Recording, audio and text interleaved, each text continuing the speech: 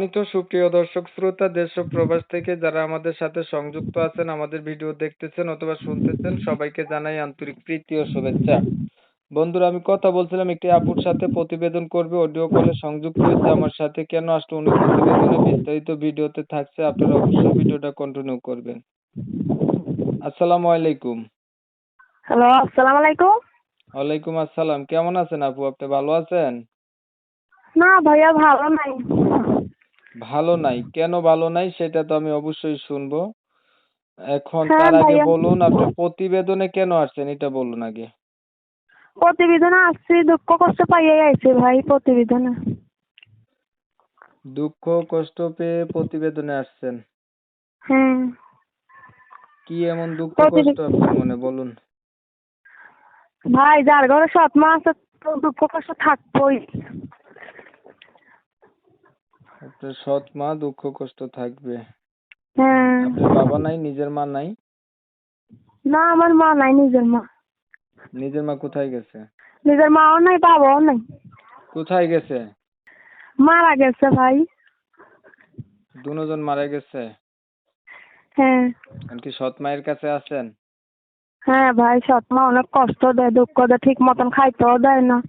আপনার বয়স কত? আমার বয়স 20। বিয়ে হয় নাই? না ভাইয়া, বিয়ে হয় নাই। বিয়ে হইলে কি আর প্রতিবেদনে আসতাম? একটা বিয়া টিয়া কইরা লাইলেই তো সৎ মার কাছ থেকে বাইসা যাইতেন। হ্যাঁ, সেজন্যই তো প্রতিবেদনে আসছি, বিয়ে বসার জন্য। ভালো একটা মনের মানুষ পাইলে বিয়ে বসতাম, যে আমার পাশে থাকবে, দায়িত্ব নিতে পারবে। এরকম একটা মনের মানুষ পাইলে আমি বিয়ে বসতাম। কি করেন আপনি?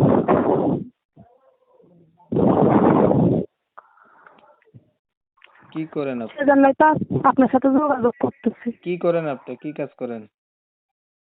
আমি ভাই বাসা বাড়িতে কাজ করি, কি করবো? সৎ মা ভালো মতন ভাত খাইতে দেয় না। পড়াশোনা করেন নাই কিছু?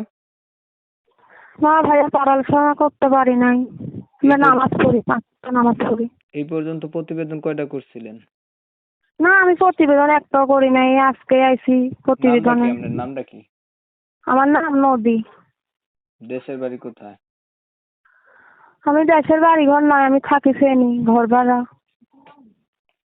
আচ্ছা, আপনার বিষয়টা আমি একটু ক্লিয়ার করছি দর্শকদের জন্য। প্রিয় দর্শক শ্রোতা, শুনছিলেন আমি কথা বলছিলাম, এই আপুটি হচ্ছে অডিও কলের মাধ্যমে সংযুক্ত হয়েছে আমার সাথে, বেশ কয়েকদিন থেকেই যোগাযোগ ছিল। প্রতিবেদনে এসে চাইতেছে একটা ভালো মতো মানুষ যাকে বিয়ে করা যায়। কারণ হচ্ছে উনার ফ্যামিলি সম্পর্কে জানতে গিয়ে যেটা জানলাম, বাবাও নাই, মাও নাই, সৎ মার কাছে থাকে। এখন আমি হচ্ছে ওনার কথাগুলো আপনাদের মাঝে তুলে ধরছি, আপনারা শুনছেন। শুনে যাদের কাছে একান্ত ভালো লাগছে, চাইলে ওনার সাথে যোগাযোগ করতে পারেন।